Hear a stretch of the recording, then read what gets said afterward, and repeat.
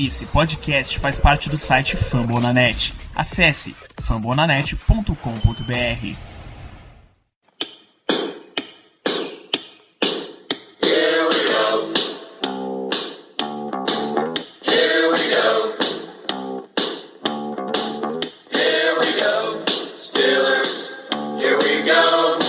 Pittsburgh's going to the Super Bowl. Here we go.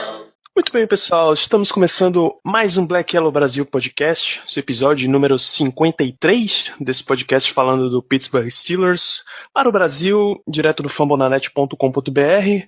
Eu sou o Danilo, serei seu host mais uma vez, depois de uma triste jornada neste domingo. Para fazer o programa de hoje comigo, eu tenho a presença de Caio Melo. Ô pessoal, vamos lá para mais um programa. Simbora falar aí dessa derrota aí, todo mundo triste, aperreado, com a cabeça inchada aí por esse placar, mas vamos que vamos. Comigo aqui também hoje, Germano Coutinho. Ter podcast depois de uma derrota é um pouco mais complicado, né? A gente é forçado a comentar o que a gente não queria, ainda mais contra o Chicago Bears. Mas vamos que vamos, é assim mesmo. Existem derrotas e vitórias. Agora só adianta aos ouvintes que hoje será um podcast um pouco raivoso. Nossa, e ele, este poço de calma, Matheus Fernandes. E aí, Matheus? Bom dia, boa tarde, boa noite, seus Jordan Howard. A gente tá aí, mas enfim, quem torce pro Steelers sabe que essas coisas acontecem quase todo ano. Normalmente a gente abriria esse podcast falando da derrota dos Steelers pro Bears. Nessa semana 3 a gente perdeu 17-23 no overtime. Só que a ordem cronológica dos eventos força para que a gente fale do pré-jogo. Quem acompanha minimamente a NFL viu as declarações lamentáveis de Donald Trump. Acho que, e lamentável, eu ainda estou sendo muito bonzinho. Ele, basicamente, num comício nos Estados Unidos, disse que seria muito legal se os donos de times da NFL pegassem todos esses filhos da puta, e foi esse o termo que ele usou, filhos da puta, que ajoelham na hora do hino, ou que se sentam durante o hino, e dissessem pra ele, olha, vocês estão demitidos, cai fora do meu time, vocês não merecem estar em campo. E os protestos mais fortes foram na liga que tá em voga no momento, desde a figura do Colin Kaepernick, que já vinha fazendo todos os protestos, e a NFL foi quem teve uma reação em cadeia, uma reação completa, basicamente, nessa última semana 3. No caso dos Steelers, antes do jogo, saiu a declaração de que o time não iria entrar em campo no momento do hino, não estaria no campo no momento do hino, mas o que as câmeras exibiram, o que o público do Soldier Field conseguiu ver, foi Alejandro Villanueva, nosso left tackle titular, sozinho na boca do túnel, tava com a mão no peito, sem capacete, etc. Enquanto nenhum outro membro do time estava próximo a ele. É óbvio que a reação imprensa, torcida, foi gigantesca, mais uma das grandes queimas de camisa da história da NFL. E eu queria saber o que é que ficou para vocês de todo esse caso, de todo esse imbróglio do hino no domingo. Acho que queima de camisa não, Danilo. Acho que foi a maior venda de camisas do site da NFL. A do Villanueva teve muita gente comprando, mas de outros jogadores, enfim, do time em geral, teve muita gente queimando mesmo. A Villanueva foi realmente compra, foi a camisa mais vendida da NFL no final de semana depois do jogo. Mas assim, sobre o fato mesmo, o único comentário que eu tenho aí é que já foi explicada toda a situação pelo time.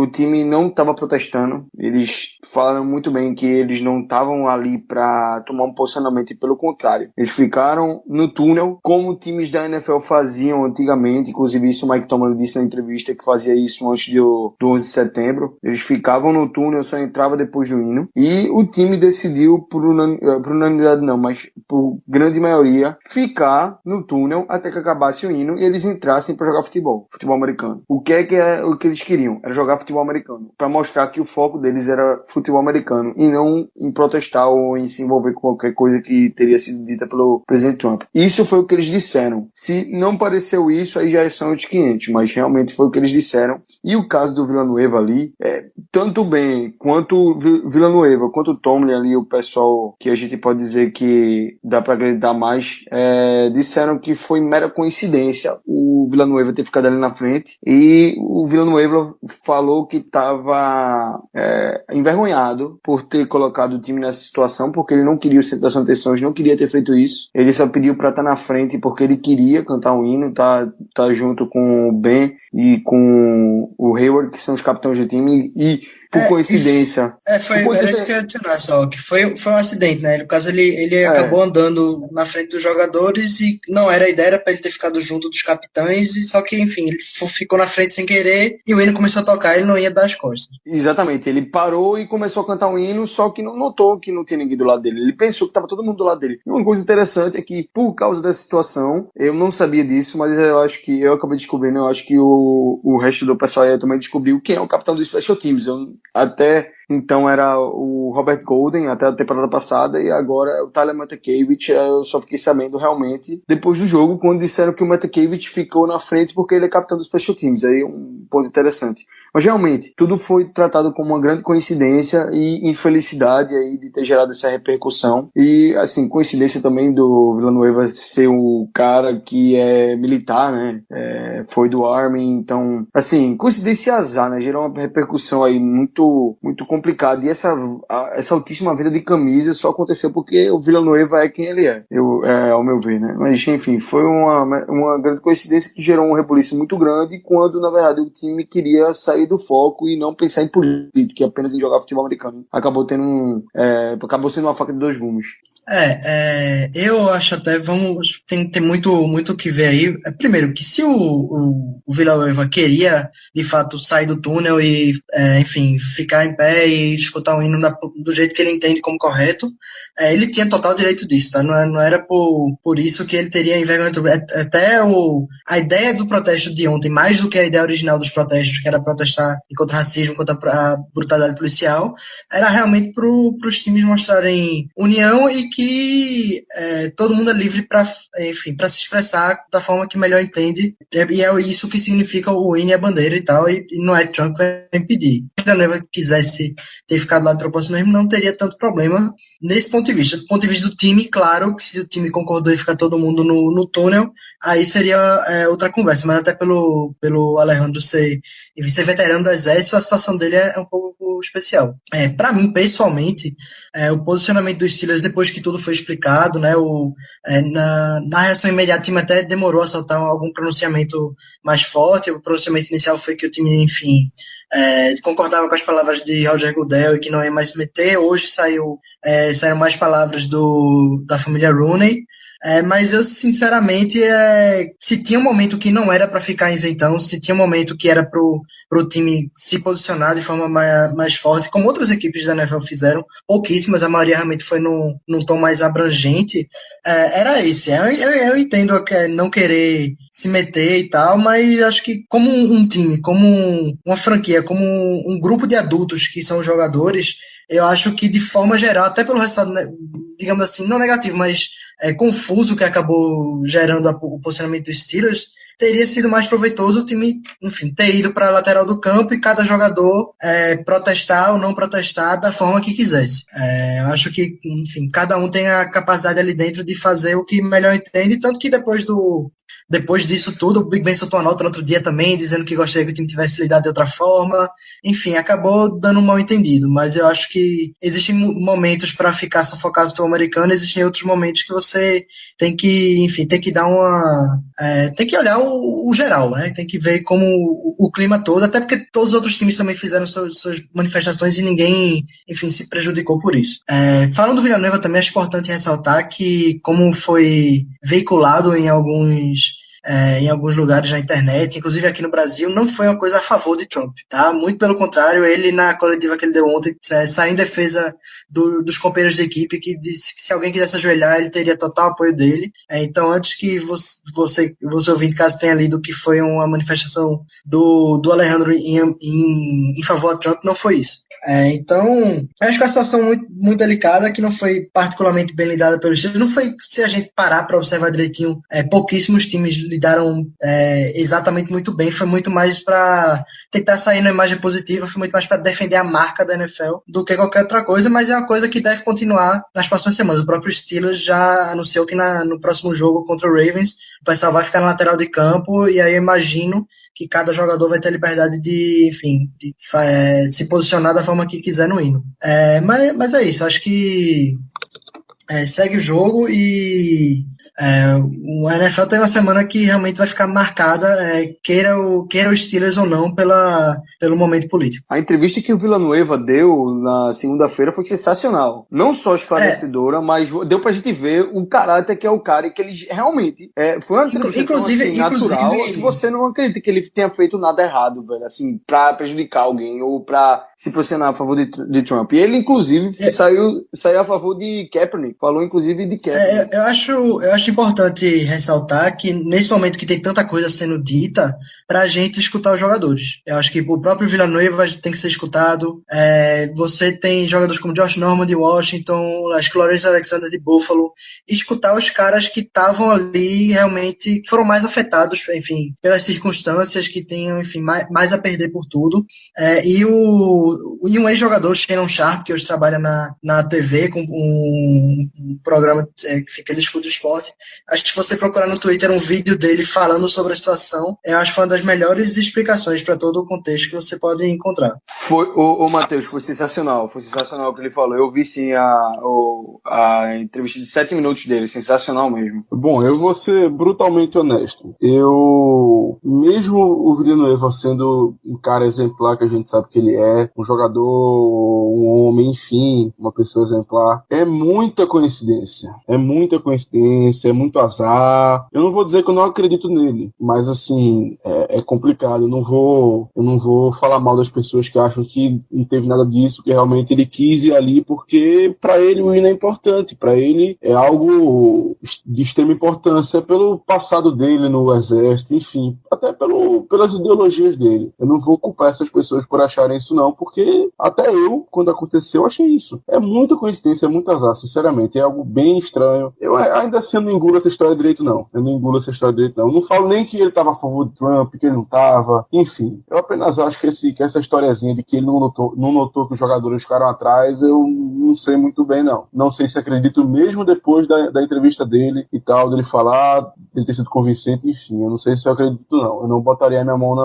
no fogo não. Se o posicionamento dos Steelers é um pouquinho diferente, se eles teriam chegado a um acordo que o time tinha todo decidido que ia ficar no túnel e que o Villanueva ficaria na frente pelo histórico dele, isso não seria uma história, seria, inclusive, acho que teria até sido considerado uma das demonstrações mais impactantes do dia, em vez de gerar essa confusão de ele talvez ter jogado o técnico embaixo do ônibus ou o time e tal. Eu acho que toda a situação acabou ficando confusa e poderia, enfim, ter sido evitada se não tivesse tido um posicionamento mais consistente com a situação.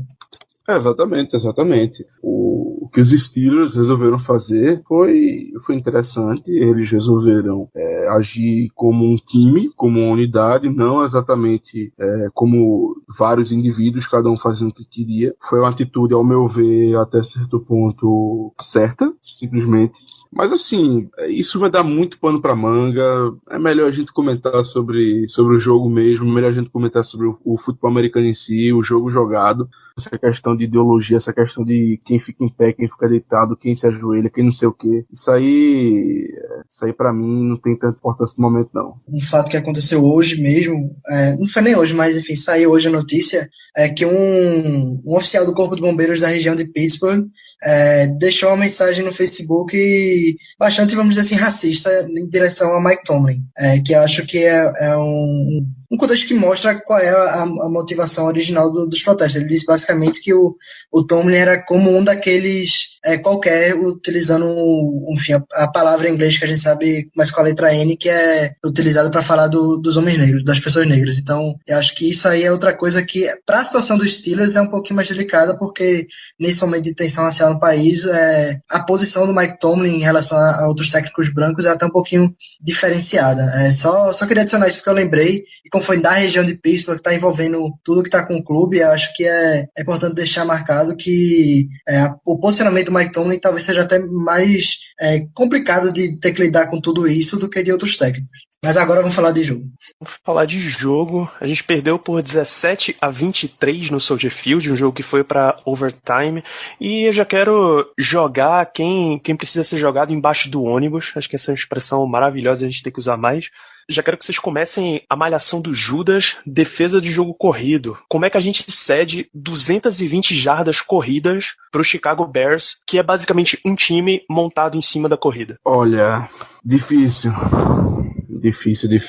Cara, é incompreensível, na verdade, a gente tentar explicar essa situação, porque eu posso aqui dizer vários stats, várias estatísticas sobre como foi o jogo que as pessoas não acreditam. O Mike Lennon, que é o quarterback do Chicago Bears, ele completou um mísero passe para um wide receiver. Um mísero passe. Eles tiveram menos que 100 jardas aéreas no jogo. E ainda assim a gente perdeu, isso é um absurdo. A defesa cedeu mais 200 jardas pelo chão. E detalhe, não era que foi uma surpresa os Bears terem corrido tanto com a bola, eles começaram a correr e viram que deu certo continuar, mas que não era esse o game plan deles, não. O game plan deles era o seguinte: primeira descida a gente corre, segunda descida a gente corre, terceira descida, se for pra curto a gente corre, se for pra longe a gente tenta um passe. Era basicamente isso, não era surpresa pra ninguém, não era surpresa pra mim, não era surpresa pra você, Danilo, não era surpresa pro Caio e pro Matheus, não era surpresa nem pro Keith Butler, mas ele não conseguiu prever. É impressionante como ele não conseguiu fazer um game plan pra parar a corrida dos Bears. Olha,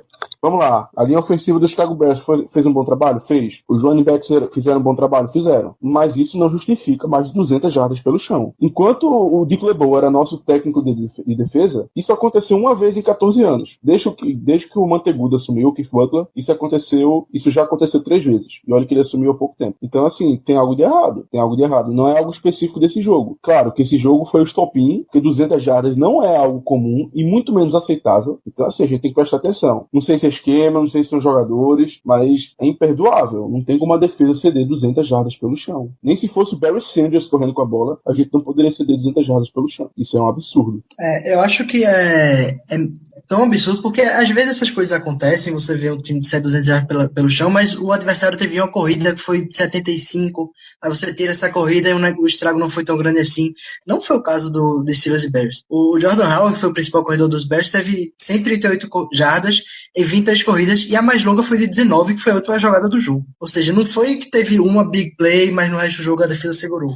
Foi um ataque terrestre constante e imparável durante a maior parte do tempo, principalmente no primeiro tempo, que foi quando o Bears conseguiu abrir a vantagem em cima dos erros dos Steelers, principalmente. E é isso como ele falou, o Bears teve 101 jardas de passe em 22 tentativas de passe. Então, o jogo aéreo dos Bears foi basicamente nulo. E todo mundo sabia que isso ia acontecer. E, assim, não tem explicação nenhuma. Tá? É uma atuação execrável da defesa do front seven e o pior disso é que é o ponto forte da defesa dos Steelers. Beleza, com o Keith Butler tá mais vulnerável a esse tipo de jogo que tudo dá errado, tá.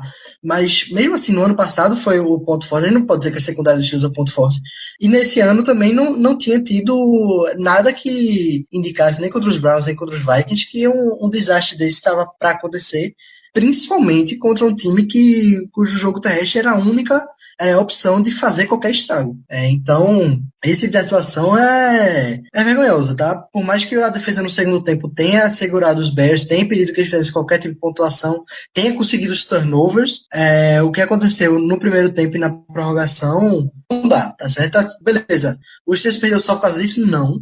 Longe disso, mas é o tipo de atuação que se perde jogo contra time ruim, contra time bom, é que a gente fica com um nervoso, fica com o sinal amarelo ligado. Eu vou pegar o gancho aí dessa afirmação final do Matheus, que eu concordo 100% com ela, que foi uma atuação desastrosa da defesa contra o jogo corrido, assim, patética. Não tinha como ser pior que isso. Ano passado a gente teve uma partida patética também contra o jogo corrido. A gente foi completamente destruído por Jay Ajayi no no Sun Life Stadium, acho que ainda era Sun Life Stadium lá, ou é Hard Rock, enfim, lá em Miami contra os Dolphins. E essa temporada a gente começou achando que não ia ter problema contra jogo corrido. A defesa teve um ótimo primeiro jogo contra o jogo corrido, um segundo jogo muito bom contra os Vikings, com uma OL renovada, e contra Dalvin Cook, que é um stud aí na NFL, né? O jogo contra os Vikings só pra ser uma situação muito parecida com o jogo contra os Bears. A gente sabia que Case Keenum não ia ganhar o jogo, do mesmo jeito que sabia que Mike Glennon não ia ganhar o jogo. Exatamente. Os Vikings segurou contra Chicago, foi outra história. Agora, tem uma diferença muito grande e que não sei se muita gente notou, mas realmente teve uma coisa que foi determinante para a gente perder o jogo de ontem. Perder e ter uma péssima partida no jogo terrestre. Corridas laterais. A gente não parou quase nenhuma corrida lateral. Contra os Vikings, a maioria das corridas, Dalvin Cook tentava pelo meio, e a gente conseguia. Por quê? Aí eu vou ressaltar o único jogador bom dessa nossa defesa na temporada. Assim, desculpa, o único jogador bom é fogo. O único jogador que vem com evolução muito boa desde a temporada passada, e o único jogador bom nessa partida, que merece um elogio, que é o Javon Hargrave. E aí foi unânime. O Javon Hargrave não cedeu nenhuma jogada perto dele de corrida no jogo contra os Bears. Isso aí é incrível. Então a gente tá falando de uma defesa que cedeu 220 jardas e um jogador que não cedeu nenhuma vez, nenhuma jarda desses 220. É incrível isso. O Hargrave tá numa evolução espetacular, conseguiu parar muito bem o jogo dos Vikings, ele obviamente a defesa toda, mas ele foi muito bem, só que nesse jogo as corridas eram todas laterais. Jordan Howard via que não tinha espaço pelo meio, imediatamente set the edge, vai pra corrida aberta. E o que acontece? Gap, e tackle errado, e meu Deus do céu, ninguém conseguia fechar os gaps. Ninguém conseguia. Ryan Shazier teve até alguns momentos bons no jogo, mas na maioria das vezes ele ia lá todo explosivo, ou errava o tackle, ou era dominado pelo bloqueador, ou simplesmente não conseguia fechar o gap, não conseguia fechar o buraco que tinha ali no edge. Os cornerbacks fazendo trabalhos patéticos, bloqueando. Assim, teve a jogada aí do touchdown no overtime do Ori Burns, que é risível. E o Burns, que tinha sido tanto elogiado na pré-temporada e no início da temporada por ter melhorado muito com o jogo corrido, parece que deu 30 passos para trás nessa partida contra os Bears. Porque parece que ele tá com preguiça, ou ele simplesmente não quer bloquear, ou então, sei lá, velho, perdeu a visão de um olho. Ele tem que ser estudado, realmente ele tem que ser cobrado pelo que ele fez naquela jogada ali, porque ele simplesmente foi pra trás do bloqueador, que tava já preso com Ryan Shazier, e ficou observando o Jordan Howard mais uma vez correr pelo gap no edge. Porra, velho, faz o teu trabalho, fill the gap, fecha o buraco. Foi uma partida terrível da nossa defesa, no primeiro tempo principalmente. No segundo tempo também não foi bom contra o jogo corrido, porém a gente conseguiu fazer uma coisa diferente no segundo tempo. A gente conseguiu segurar o ataque deles a não pontuar. Eles não pontuaram. E a partir do momento que, mesmo que eles comam o relógio, e não comeram tanto o relógio assim no segundo tempo, mas conseguiram comer um certo aí tempo de relógio, mas a gente conseguiu forçar fourth down e conseguiu forçar 2 turnovers importantíssimos, por sinal, principalmente do momento do jogo. O tempo, e aí o tempo eu não falo no tempo, obviamente na palavra tempo em relação à hora, e sim o tempo momento, muda pro nosso lado. A gente tem um tempo do jogo, a gente tem um momento do jogo, é a hora de atacar, e teve 3 posses perto do fim do jogo, com possibilidade de empatar e virar o jogo, só que a gente não conseguiu. Aí a gente vai falar um pouquinho mais à frente da inoperância do ataque, mas realmente uma partida desastrosa da defesa. Não tem explicação, não tem desculpa. O Keith Butler conseguiu fazer uma defesa boa contra o jogo corrido, péssima contra o jogo aéreo. O pass rush, que tinha começado muito mal nas últimas temporadas com ele, começou bem essa temporada, só que aí quando a gente se depara com a situação contra o jogo corrido, em um time que tem um jogador muito explosivo, o Tariq Cohen é um cara realmente diferente aí na liga, ele recebe passes, ele é muito rápido, ele retorna punt, ele retorna bem. Pô, a gente vai se deparar mais de uma vez com esse tipo de situação nessa temporada, inclusive. E o que é que vai acontecer? A gente vai continuar caindo nesse tipo de jogo corrido, porque, pelo que eu vi, qualquer jogador que for correr pelos edges dos Steelers, inclusive a única corrida boa do Dalvin Cook na semana passada foi uma corrida lateral, que ele vai pro meio, vê que não tem gap, puxa pra lateral e consegue 30 jardas e quase anota o touchdown. Enfim, tem que ser melhorado muito isso nessa defesa, tem que ser trabalhado principalmente com os cornerbacks e com os linebackers para não serem aí tomados por inefetivos logo na linha de scrimmage pelos bloqueadores. E foi justamente a maior corrida do jogo dos Bears, Terry Cohen, que foi 36 jardas, quase foi de muito mais, mas ele acabou pisando fora do campo. Foi justamente isso, um jogador explosivo correndo para lateral. E o próximo adversário, o Ravens, vai olhar para isso e fazer, pronto, esse é o nosso plano. Porque o Ravens, assim como o Vikings, assim como o Bears, não quer de jeito nenhum botar a bola nas mãos de Joe Flacco, né? Não é nem só pela atuação dele lá em Londres, mas é porque faz tempo que não é o tipo de quarterback que consegue o jogo para o time. Então vai ser um desafio direto para os Steelers poder reverter essa atuação pífia no jogo em Chicago. Muito bem colocado, Matheus, essa questão das corridas dos Bears, que eles não tiveram um avanço extremamente longo que acabasse alterando um pouco os números, que deixasse os números um pouco, digamos assim, mentirosos, que fantasiasse um pouco. Muito bem colocado. E sobre isso eu gostaria de trazer um pequeno stat para vocês, que os Bears correram simplesmente 38 vezes com a bola, e dessas 38 tentativas eles tiveram média de 5.8 jardas. Ou seja, a cada vez que eles corriam com a bola, eles ganhavam quase 6 jardas. Isso é extremamente alto. O que pode explicar isso é apenas... Não, é revoltante. O que pode explicar isso é apenas o seguinte. Cara, a defesa, o front seven inteiro não conseguiu parar a corrida. Eu tava no Twitter depois do jogo, eu não lembro quem foi que falou, deve ter sido algum dos repórteres, analistas de Pittsburgh, eu realmente não lembro quem foi. Eu devia ter tirado o print da hora pra trazer aqui, mas ele tava analisando a jogada do Jordan Howard, que não sei se vocês vão lembrar, era uma 3ª para 2 ou 1, ele correu pelo meio, quebrou 4 tackles e conseguiu a primeira descida. Aí o cara lá comentou o seguinte: nessa jogada, os Steelers erraram 5 tackles. No jogo passado contra os Vikings, os Steelers erraram no jogo inteiro 5 também. Eu não sei se esse dado tá certo, porque errar 5 tackles é muito pouco no jogo inteiro. Mas, poxa, se a gente errar 5 tackles em uma jogada só, meu amigo, é um absurdo. Então, assim, além do fato do game plan ter sido errado, enfim, independente do que foi, a gente precisa taclear melhor. Taclear melhor, porque a gente tá criando melhor. Vamos ter um melhor desempenho contra o jogo corrido. Isso é fato. É preciso melhorar para a próxima partida, que inclusive é um must-win game. A gente precisa ganhar esse jogo de qualquer modo. O nome dos 4 aí: Alu, Anthony Ticklo, Vince Williams e Ryan Shazier. Os 4 erraram o tackle. Os 4. Assim, foi um negócio incrível, porque em um segundo, passa o primeiro, passa o segundo, passa o terceiro, passa os 4. Os 4 erram o tackle na mesma jogada. Incrível. E quem vai parar o cara é o Mitchell lá na secundária. Porra, velho. Que por sinal teve até uma partida mais ou menos, né? O Mitchell, talvez aí, outro que a gente tire aí dessas críticas pesadas. A gente tem que ver também até que ponto Tuitt e TJ Watt de fora também não prejudicaram a atuação do grupo, né? Claro que para mim, pelo menos, não importa os dois estarem de fora, ser de 220 jardas não é aceitável de qualquer maneira. Mas é bom ver se, caso eles voltem, pra gente ver se rola uma mudança interessante, né, nesse número, principalmente nas jogadas pelas laterais, já que o Watt, por exemplo, é um cara que o bônus dele é que ele é um cara muito atlético, então talvez uma presença mais forte dele nesse grupo, né, na rotação de jogadores ali do front seven, talvez ajude a minimizar isso. Ele teve ótimas participações nessas 2 partidas dele. Não, 2 não, né? 1 e 1/4. Contra o jogo corrido. Eu lembro de estar observando isso sempre. Ele conseguia ali finalizar as jogadas e conseguir tackles sempre que o corredor estava por perto dele. O Watt. Agora, sem dúvida que o Stephon Tuitt faz falta, né? Um dos caras mais importantes aí dessa nossa defesa,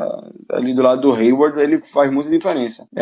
Mas eu não sei até que ponto é tão diferente assim, porque a gente jogou aí 3/4 sem o Tuitt e o Watt contra o Dalvin Cook, a OL dos Vikings, e um time que precisava correr com a bola, porque só tinha isso em teoria, e a nossa defesa conseguiu conter. Então, por que a gente não conseguiu conter contra os Bears? Aí, ao meu ver, realmente foi porque a maneira que eles correram foi diferente, foi muito mais lateral e muito mais explosiva do que o jeito que os Vikings correu. Eu acho que isso aí foi determinante para eles terem sucesso. Eles buscaram os locais onde os nossos defensores tacleiam mal ou não tá criando em momento algum. Além do fato, Caio, de que o jogo contra os Vikings foi diferente, por também uma razão bem simples. No jogo contra os Vikings, a gente, não digo que a gente dominou o jogo, mas a gente ficou na frente boa parte do tempo. Então era diferente. O gameplay do ataque dos Vikings tinha que ser um pouco alterado. Eles não podiam correr também tanto assim com a bola, já que a gente tava na frente. O que nos leva ao próximo ponto da discussão, que é como você falou mais cedo. Eu vou usar as suas palavras, a inoperância do ataque. Acho que a grande divisão da torcida diante dessa derrota foi o que é pior. Você ceder 220 jardas corridas ou você só conseguir marcar 17 pontos. Se a sua defesa conseguiu segurar os caras pra 17, você só marcou 17. O que é que não teve nesse ataque que a gente não conseguiu fazer nada? E aí é o que gerou toda a polêmica e discussão lá no QG do Black Yellow BR. Enquanto muitos aí jogavam, assim, não jogavam muito mais peso, mas eu assim, defendi mais que essa vitória, essa derrota, foi muito mais uma derrota do ataque do que da defesa, enquanto a maioria não, né? Todo mundo achou que foi uma derrota do time completo e eu concordo com isso. Obviamente o time perde o time inteiro, mesmo que a defesa vá mal e o ataque vá super bem, quem perde é o time. Mas saindo um pouquinho desse discurso de time, eu acho que nesse jogo de domingo, quem perdeu um pouco mais o jogo aí, além do Special Teams, que foi desastroso, e a gente vai falar depois, foi o ataque. Porque não é quem perdeu, aliás, eu vou recolocar essa minha frase, não é quem perdeu, é quem deixou de ganhar o jogo, foi o ataque. Muitas interrogações girando em torno desse ataque. A gente tem aí dois dos maiores playmakers da liga, e você tem dois no seu time, é raríssimo. A gente tem Antonio Brown, que vai tomar um passe aí, né? Vai ser, vamos tirar ele. Um dos poucos que se salvam, né? Eu acho que é o único que se salva, Matheus, assim, pra ser bem sincero. Se a gente pegar até o ele vem jogando mal, então é o único que se salva desse ataque. Eu acho que vale a pena botar o Jesse James por vir surpreendendo e fazendo um ótimo início de temporada também, mas aí o Antonio Brown é o único ou dos pouquíssimos que se salva nesse ataque. A gente tem um ataque cheio de playmakers, cheio de talento, e aí o De Castro falou essa semana que tá cansado de escutar que esse ataque tá cheio de talento e não executa. E eu também tô cansado de ver um ataque com um hype tão grande e não executar absolutamente nada. Semana 1 executou muito mal, semana 2 executou, teve o jogo na mão e aí tirou o pé, assim, não tirou o pé claramente, mas a gente viu que não precisava mais do ataque ter sido tão explosivo. O time já trocou a vitória garantida, foi um jogo sem problemas. O Bucs contra os Vikings teve 27 corridas, mesmo tendo 3 jardas só de média. Então o time no segundo tempo botou na mão dele meio que independente do se estar tendo sucesso ou não. Exatamente. Assim, acabou o jogo, né? A gente não precisa mais pôr em risco aqui, arriscar um turnover, botar os caras no jogo de novo. Entrega a bola pro Bell, deixa o tempo correr e foda-se. Só que essa semana ligou o alarme. Por quê? Beleza, o Bears tem uma defesa boa. O Bears estava sem o melhor linebacker deles, pô. Danny Trevathan é muito bom, mas Joel Freeman, porra, faz uma falta retada. O Bears estava tendo uma secundária extremamente questionada até a semana do nosso jogo. Os caras pegaram Marcus Cooper a peso de ouro aí pra ser o CB1 deles e o cara tava sendo triturado lá em Chicago. E aí ele saiu de triturado até menos triturado pelo que ele fez no jogo lá no block field goal, mas isso aí a gente fala depois. A gente pegou uma defesa questionada, um time extremamente questionado na NFC e conseguiu perder para os caras e perder muito por ineficiência do ataque de não conseguir pontuar mais do que 17 pontos contra um dos piores times da liga. E eu diria que top 5 piores times da liga. E eu acho que todo mundo aí do grupo vai concordar comigo. A gente tem uns ataques mais talentosos. A gente tem Antonio Brown, a gente tem Le'Veon Bell, a gente tem Big Ben, a gente tem uma OL boa, a gente tem o Martavis Bryant se precisar ali do Big Ben. Caso o Antonio Brown esteja sobrecarregado, muito bem marcado. A gente tem o Juju Smith-Schuster, que foi um investimento alto, um pick de segunda rodada no draft. E ainda tem o Jesse James, que vem até participando muito bem do ataque e sendo um alvo na red zone. E aí a gente bota esse time, esse ataque extremamente talentoso e explosivo na teoria, em duas situações no campo de ataque, 10 pontos atrás do placar, pegando a bola no campo de ataque, começando a campanha no campo de ataque, e a gente consegue tirar desses 10 pontos, a gente só anota 10 pontos. E pega mais um drive que a gente chega no campo de ataque e não anota nenhum ponto. Então é extremamente frustrante, decepcionante a atuação que o ataque vem tendo. O play calling tá ruim. O Ben tá jogando muito mal. Não é mal. É muito mal. E aí não pense que eu tô exagerando na crítica ao Ben. Não tô. Ele mesmo admite que tá jogando muito mal. E ele tá jogando muito mal. Ele não tá executando jogadas. Ele não tá com bons passes ou não tá com passes extremamente precisos. E o mais interessante, ele só tá acertando um passe pro Antonio Brown, praticamente. Porra, a gente só tem um jogador funcionando no ataque. O touchdown dos Steelers do Antonio Brown no jogo foi uma jogada que Antonio Brown praticamente jogou de quarterback. Se vocês forem ver aí, o Alex Kozora fez um post sobre isso hoje.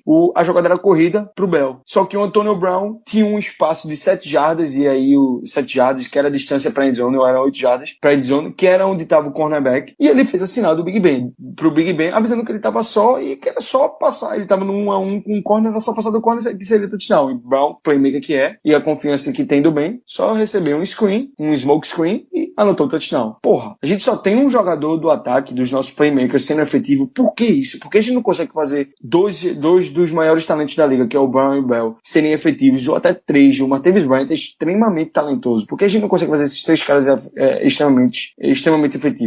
Tem alguma coisa muito errada nesse ataque, e não é pouco não. Assim, é um ataque que tinha a média de pontos, tinha a média de jardas 400, 2 temporadas atrás, 390 na temporada passada, e esse ano a gente tá em 350, 360. Porra, o que é isso? O que é que tá acontecendo? Tem alguma coisa errada, a gente tem que parar e realmente olhar no lado mais crítico a ele. Não vem jogando bem. Por quê? Porque não vem jogando bem. É uma das melhores horas da liga. A gente veio com um desfalque aí, o Hubbard. O Hubbard jogou ano passado aí como right tackle, substituiu o Gilbert, foi muito bem. Em uma partida ou outra não foi tão bem. Mas, pô, era pra esse ataque tá andando. E não tá. Isso tá me deixando muito irritado. Realmente, tudo que ela falou, acho que não tem muito como discutir. Você olha os números do Big Ben e parece tão ruins assim, mas é porque as interceptações não vieram também. Porque ele tá sendo impreciso em muitos passes. Quando ele acerta, por exemplo, na primeira jogada do jogo, se não me engano, ele acertou uma bomba pro Martavis Bryant e Bryant dropou. Então, falta de sincronia, né? Quando um lado acerta, o outro nem sempre colabora. A OL, como você falou, sem Marcus Gilbert, mas também perdeu, se não me engano, foi o Ramon Foster durante o jogo. Então, isso talvez tenha atrapalhado um pouquinho na sincronia. O jogo terrestre, eu não achei nem que foi necessariamente tão ruim assim nesse jogo. Acho que até foi evoluir em comparação às partidas anteriores, só que o time com 10 pontos atrás no placar, no segundo tempo, teve que correr atrás. E acho que por isso deixou até um pouquinho de lado. Não foi uma atuação explosiva do Le'Veon Bell, mas também não é exatamente o tipo de jogador, nunca foi o tipo de jogador que ele é, mas pelo menos isso eu tenho esperança que a ferrugem dele esteja passando e talvez, enfim, se ele estiver mais saudável, resultados melhores estejam para ele desse lado. Mas no jogo aéreo realmente tá complicado. Não só o Big Ben tem que melhorar, tem que, enfim, não sei o que tá na cabeça dele, que ele tá muito impreciso e não é o tipo de quarterback que ele é. Ele sempre foi meio inconsistente, né? Sempre teve umas sequências muito boas, sequências muito ruins, mas no geral o resultado sempre foi muito mais positivo do que negativo, mas esse começo de temporada tá difícil. E o recebedor número 2 do time, que é o Martavis Bryant, tem que aparecer, mas também as outras armas, né? A gente fala do Eli Rogers no time de especialistas, mas o próprio Juju tem que aparecer mais também, então é um ataque que Todd Haley tem que sentar e conversar com a galera e ver o que tá funcionando, o que não tá funcionando e partir pra cima. Os Steelers não tem que ter medo de defesa nenhuma, não tem que ter cautela, é um ataque agressivo e tem que continuar assim. Enfim, tá... Beleza, a gente pode também falar, começo de temporada de setembro, tá todo estranho, você não olha nenhum time realmente dominante na NFL hoje, mas é esse tipo de erro no começo de temporada contra um time fraco fora de casa, que chegando lá em janeiro vai fazer o Steelers jogar fora de casa contra alguém. E aí é que o time se complica, e essa história também toda era Mike Tomlin. Os Steelers dá um jeito de ter que jogar wildcard, e aí inventa de perder pro Jaguars, ter que jogar em Denver e aí inventa de perder pra Tim Tebow, esse tipo de coisa que durante a temporada a gente acha, não, é só uma derrota, não sei o que, acontece, que vai custar caro lá no final da temporada. Então, a gente já falou mal da defesa, já falou mal do ataque, vai falar mal dos special teams ainda, então acho que não só os jogadores não estão executando, mas toda a comissão técnica tem que também fazer uma autoavaliação aí e ver o que está acontecendo, porque é um time talentoso basicamente em todo o roster, que não tem motivo de estar nessa situação, de estar ganhando sem pressionar e de estar perdendo para time como o Bears. Bom, os amigos já delimitaram, acho que os principais pontos e falaram, sinceramente, muito bem. A gente pode definir nosso ataque em uma palavra. Ele, na verdade, não é nenhuma palavra. O nosso ataque tem um potencial absurdo. Isso todos nós sabemos. Eu, pelo menos, sempre falo com os meus amigos que o ataque dos Steelers ele tem o potencial de ser o melhor da liga, se é que não é. Porque temos muitas armas. Como vocês falaram, Anthony Brown, temos o Le'Veon Bell, temos o Martavis Bryant, temos o Eli Rogers, que é um belo de um slot, sinceramente, é um cara muito bom no slot. O Juju Smith-Schuster aí, escolhido de segunda rodada. Enfim, temos algumas armas muito interessantes, ainda mais com o Big Ben na bola, que é um dos 5 melhores quarterbacks da liga atualmente. A gente tem tudo isso e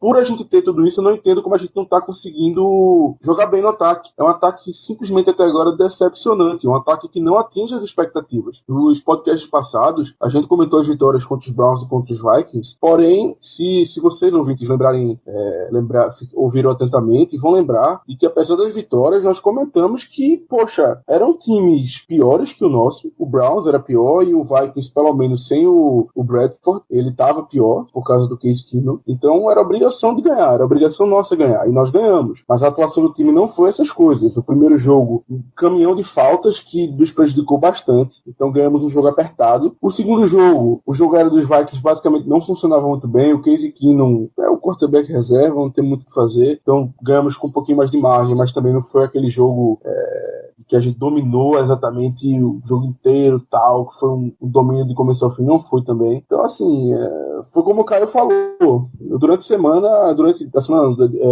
desde o domingo, que foi quando teve o jogo, a gente discutiu bastante no QG, né, o QG do Black Yellow sobre isso, quem seria o culpado, quem não seria, e ele tá certo. Ele estava defendendo que o culpado, na verdade, seria o ataque, o mais culpado, no caso, por não conseguir fazer mais que os 17 pontos dos Bears no tempo regulamentar, no tempo normal, e eu e várias outras pessoas, o Ricardo, o Zé, enfim, a gente estava dizendo que, na verdade, achávamos a defesa maior culpada. E eu vou dizer um negócio, eu pensei bem depois disso e eu retiro o que eu disse. Eu concordo contigo, Caio. Para mim, se vai ter que ter uma posição mais culpada, eu vou ter que ir pelo ataque. Pelo seguinte, a defesa ceder 200 jardas pelo chão, como a gente já falou, é indesculpável. Você, não tem como você aceitar isso. Agora, eles realmente só cederam 17 pontos para os Bears e eu vou dizer que a culpa principal foi do ataque por uma razão. A defesa gerou turnover. A defesa interceptou, a defesa forçou fumble, na verdade forçou 2, inclusive. Um não foi recuperado e outro foi. Então, assim, a defesa nos pôs em situações para ganhar o jogo, para conseguir a vitória. E o ataque simplesmente não conseguiu. O ataque chegava na red zone e não conseguiu touchdown, ia pro field goal. Tudo bem, tivemos um field goal bloqueado ali, mas, enfim, um ataque desse calibre que a gente tem, a gente não pode anotar apenas 17 pontos no Chicago Bears. Isso não tem lógica alguma. Isso não pode acontecer. Então, por isso, eu concordo contigo, cara. Para mim, o principal culpado dessa derrota foi o ataque. E só falando do Big Ben, que muita gente tá notando como a classe de 2004 dos quarterbacks não tá tendo um começo meio desastroso de temporada. Eu, pessoalmente, acho a situação do Ben diferente das questões com Eli e Philip Rivers. Eli Manning, primeiro que Eli Manning nunca foi tão bom, segundo que o resto do time ao redor dele tá bastante desastroso. Você combina essas duas coisas e dá o resultado que o Giants está tendo. Philip Rivers eu sempre achei um quarterback ótimo, mas sinceramente parece que o braço dele morreu. E que é uma coisa que preocupa muitos outros quarterbacks mais velhos da liga, principalmente quando a temporada for chegando lá para dezembro. Mas esse sinceramente não é o caso do Big Ben. O braço ele ainda tem de sobra, então eu acho que é difícil falar em aspecto mental de coisa, porque ele e Todd Haley estão lá há muito tempo. O Juju é o único recebedor calouro do time que não tem experiência com o Big Ben.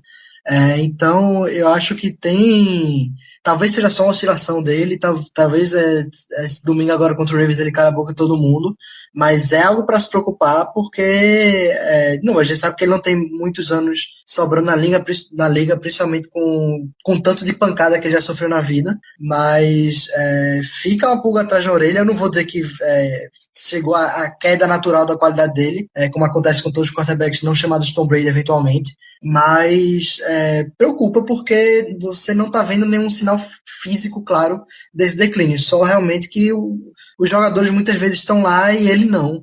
Então Vamos torcer para que seja só realmente o time ainda se calibrando no começo da temporada, como não é o caso só dos Steelers, é o caso da maioria dos times da NFL. Ô Matheus, eu acho que é um aspecto que tá trazendo essas más atuações do Ben, é um aspecto muito mais de confiança, assim, e também de gameplay e de executar jogadas, sabe? É muito mais de execução, não é porque ele tá decaindo, não é porque ele tá ruim. O que tá irritando é que parece que ele não tem confiança, não tem coragem de executar ou não consegue executar bem a jogada para todos os outros wide receivers que não sejam Antonio Brown. Me explica como é que Antonio Brown tem 10 recepções, 110 jardas no mesmo jogo que o nosso segundo melhor recebedor foi o Juju Smith-Schuster com 2 recepções para 39 jardas. Porra, velho, me explica isso. Como é que o cara que acerta aquele passe perfeito que ele acertou pro Antonio Brown lá na semana 1 contra o Browns, que o Brown fez uma recepção espetacular também, desceu com a bola naquela jogada, foi espetacular. Os dois foram espetaculares naquela jogada, naquele fim de jogo. Mesmo o cara que acerta aquele passe, não consegue acertar mais de 2 passes pro Juju ou pro Martavis Bryant, ou pro Jesse James. É o Jesse James aí que anotou um touchdown espetacular contra o Browns na primeira semana, um passe do Big Ben. Porra, foi perfeito, foi uma bala, perfeito na mão do Jesse James. Como é que aquele cara acerta aquele passe naquela rota, naquela situação, naquela jogada, e passa, sei lá, 180 jardas para Antonio Brown no jogo, e no mesmo jogo, pro segundo melhor wide receiver, é só 20 jardas. Por que isso? O que é que explica essa inconsistência do Big Ben? Eu acho que passa muito mais por confiança, por execução, por gameplay, do que por propriamente ele tá decaindo, como tu citasse aí vários exemplos de jogadores que estão decaindo por causa de braço, de estarem realmente cansados, né? Cansados. Estão ficando velhos, estão perdendo aí toda a habilidade que a técnica que os caras têm. Big Ben não tá perdendo a técnica, o que ele tá perdendo é confiança. Eu vejo isso nele. Eu tô notando isso. Ele sai de um jogo de 6 passes incompletos para um jogo de quase 20 passes incompletos, pô.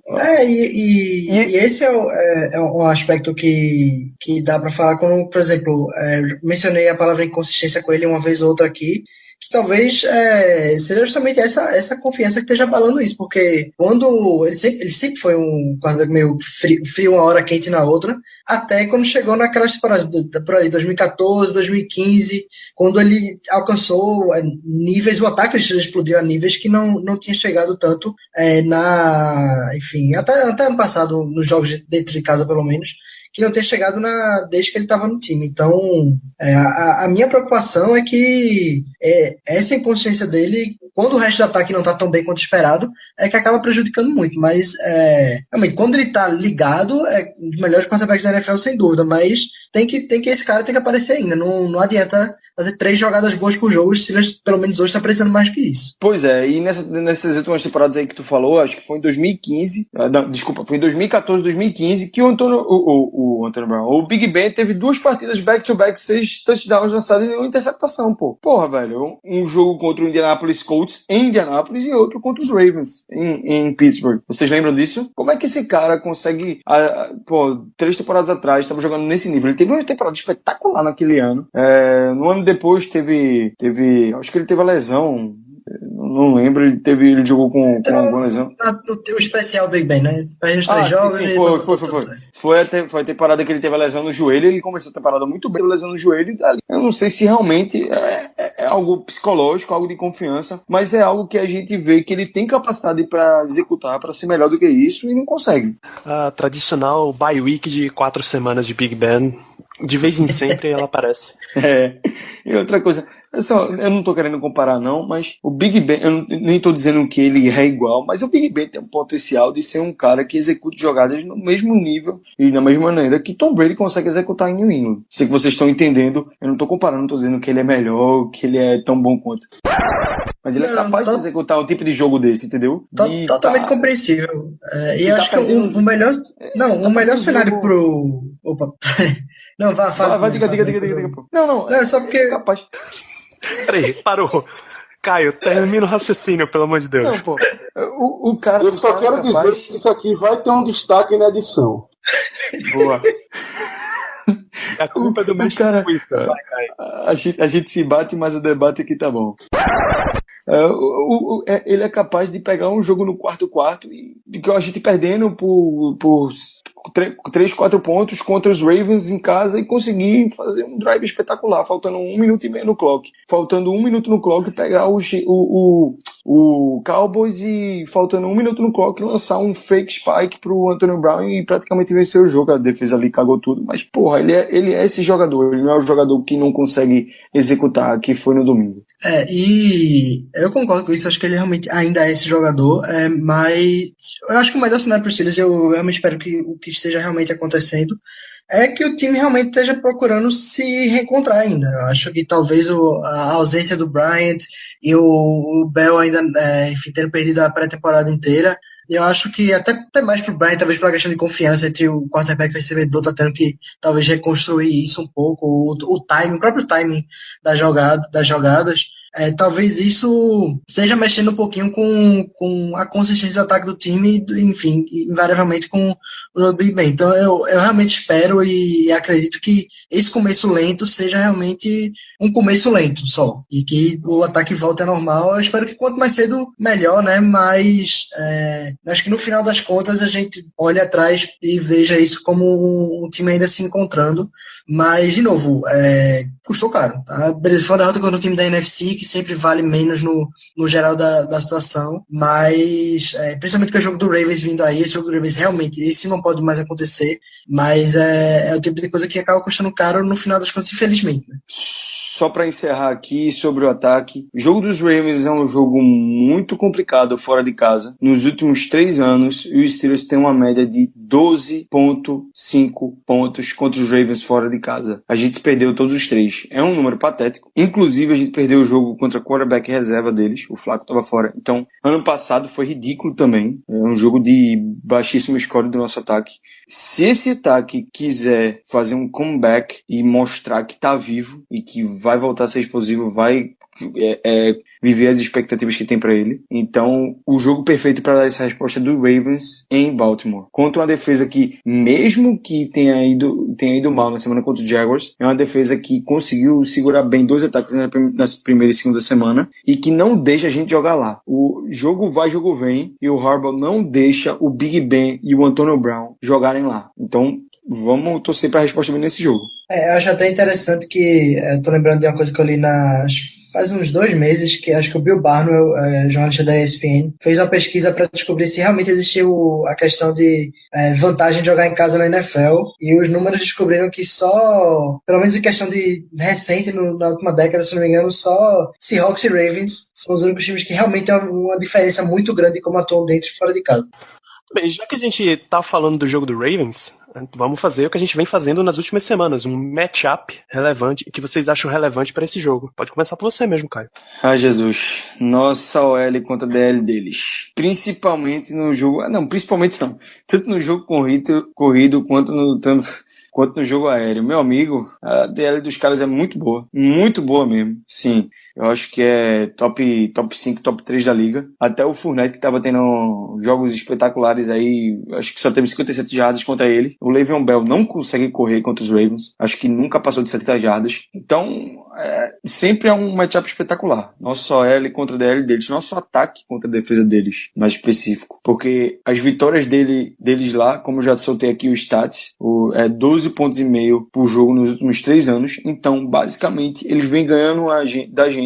Não é nem pontuando muito, mas é fazendo com que a gente pontue pouco. É segurando o nosso ataque que eles acharam o caminho para a vitória. Então, vamos torcer que a gente consiga, dessa vez, pontuar para cima deles. E, se precisar da ajuda da nossa defesa, que o TJ Watt volta a jogar para forçar uns fumbles aí do Flacco. Germano, o que você acha importante da gente prestar atenção nesse próximo jogo? Bom, acredito eu que um embate importante, assim como eu falei, para o jogo contra os Vikings, será a secundária dos Ravens contra o nosso corpo de recebedores. Como o Caio bem falou anteriormente, o Harbaugh consegue anular o Antonio Brown. Anular não, né? Que ninguém anula o Antonio Brown, mas ele consegue marcar bem o Antonio Brown, consegue dificultar bastante o jogo para ele, para o Big Ben. Então, diante da nossa inoperância, adorei essa palavra, nossa inoperância ofensiva no jogo terrestre, já que o Bell não tá bem. A gente vai ter que ganhar esse jogo no braço do Big Ben mesmo, com o Antonio Brown fazendo as coisas que ele faz. Então, secundária dos Ravens contra Antonio Brown e Cia, pra mim, é o combate mais importante aí desse jogo. Eu vou mais ou menos nessa pegada que o Germano falou, mas me baseando no jogo do Jaguars, que eu vou pegar um jogador específico dos Steelers, acho que pode ter um impacto grande, que seria o próprio Jesse James, que a gente falou. Ele saudável, se não me engano, ele teve uma lesão pequena no jogo contra Chicago, mas ele ou o Vince McDonald, ou os dois, podem fazer um estrago, observando o que Mercedes Lewis fez contra os Ravens em Londres, né? Mercedes Lewis, que não é nenhum menino, tá na NFL há tanto tempo que ele lembra quando o Jaguars ganhou o jogo de playoffs. Então acho que Jesse James e Vince McDonald podem explorar a secundária do Ravens como segundas alternativas, porque a gente sabe que o foco vai estar todo em Antonio Brown, a gente sabe que os safeties vão estar de olho em Martavis Bryant também, para ele não escapar numa big play. Então acho que é uma oportunidade grande para o time conseguir explorar o meio do campo com Jesse James. Então acho que se o Todd Haley observar o que o Jaguars fez e tirar algumas lições e tentar usar isso de novo contra os Ravens, porque uma coisa a gente pode dizer também que não, os Ravens vão aprender com isso, só que não dá para aprender, você não dá para focar em Jesse James no ataque que tem Antonio Brown, Martavis Bryant e Le'Veon Bell. Então eu acho que é um jogo interessante aí pro Jesse James continuar a boa temporada dele e ter um impacto, quem sabe, ainda maior. Ô Matheus, só uma dúvida, contra quem mesmo a última vitória dos Jaguars nos playoffs? Contra o glorioso Pittsburgh Steelers em Pittsburgh, tá? Eu lembro desse jogo, o glorioso David Garrard acabou com a gente. Meu Jesus amado. Por que tu faz essas coisas, Caio? Pra quê, pô? Não precisa mexer nisso não, velho. Foi aquela clássica derrota. Big Ben com interceptações no primeiro tempo, jogando meio manco, neve. Foi um belo dia. Se brincar, se fazer pesquisa aí, é capaz de a gente encontrar que o Jaguars foi para os playoffs com um recorde negativo. Eu acho que isso justificaria a vitória deles. Meu Deus do céu, meu Deus. Deixa eu só mencionar aqui o meu matchup mais relevante. É a nossa linha defensiva, especialmente se TJ Watt e Stephon Tuitt estiverem de volta, contra uma linha ofensiva do Ravens, que já tinha lesão, e eles agora perderam o Marshall Yanda pro resto da temporada, que era o jogador de linha ofensiva de lá. Então dá pra gente tirar uma boa vantagem nesse confronto aí. Tipo uma coisa, porque a linha ofensiva do Ravens a gente viu que sofreu bastante contra o Jaguars, e Joe Flacco sob pressão, né, a gente sabe, foram incríveis 28 jardas do quarterback elite. Então vamos lá, vamos fechando o programa. Se vocês quiserem, pros ouvintes que quiserem ouvir o lado Ravens dessa partida, eu recomendo que vocês vão lá no site, tem o podcast Casa do Corvo, que é falando só do Ravens. É sempre legal você ver o confronto pelos dois lados, tá? Então, o que esperar do jogo, você vai ver por lá, e também os dois pós-jogo, você vai ver aqui no Black Yellow, lá no Casa do Corvo. A gente vai fechando o programa com considerações finais.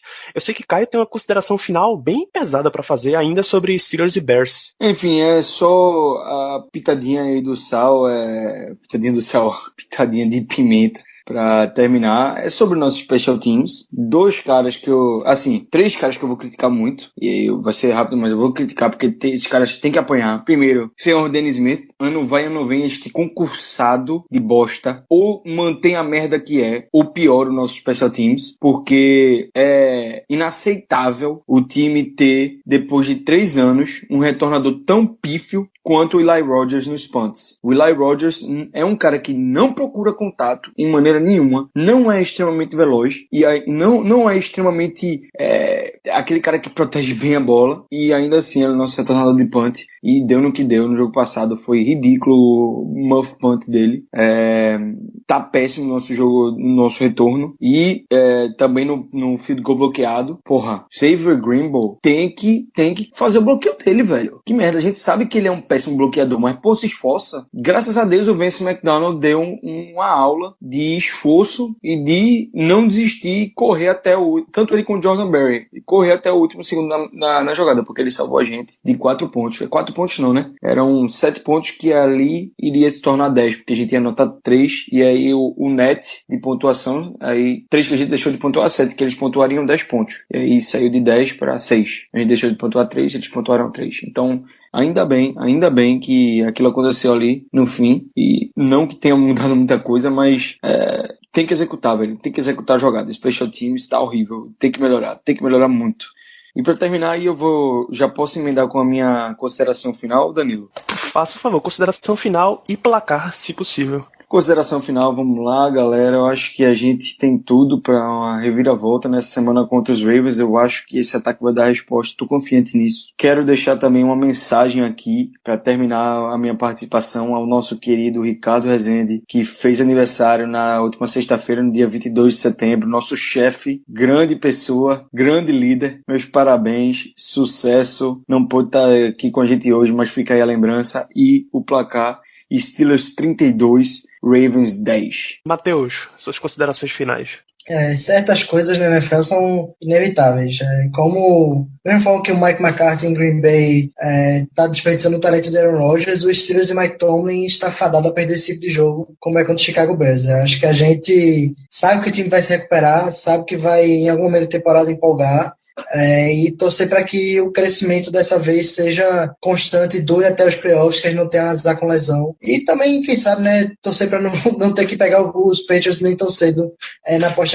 Então, infelizmente, essa é a realidade dos Steelers e é um comentário final meio corneta, mas é isso. Acho que a gente tá no 10º ano do Mike Tomlin, acho que é a 11ª temporada, talvez. E, enfim, ela acontece com o time. Então, merece a corneta, mas a gente sabe também que a recuperação vem. E contra os Ravens, eu acho que eu não sou tão otimista quanto o Caio, mas acho que rola um 24-13.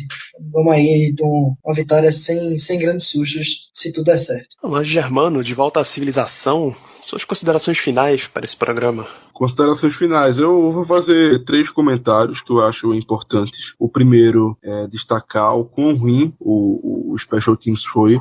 O Caio já abordou bem o tema.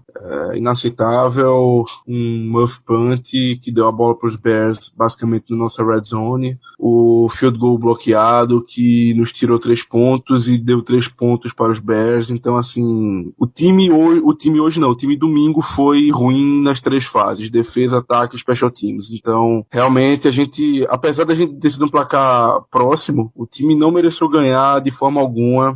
Mas quando as 3 fases não funcionam, realmente é porque não era para ser, e domingo ficou provado isso. Não era pra gente ganhar esse jogo, foi uma atuação pífia do time. Ataque, defesa e special teams. Segundo comentário, é incrível, eu vou parecendo que eu tô comentando futebol brasileiro, mas a arbitragem foi também algo tenebroso. Um ponto negativo do jogo foi essa arbitragem, que diversas chamadas pros 2 lados, inclusive, eles não marcavam falta, interferência no passe, nos 2 lados eles não marcavam, coisas óbvias. Teve aquele negócio horrendo do final do segundo quarto também, que não sabiam o que marcar, se era safety, se não era, e demoraram para decidir, e foi uma confusão.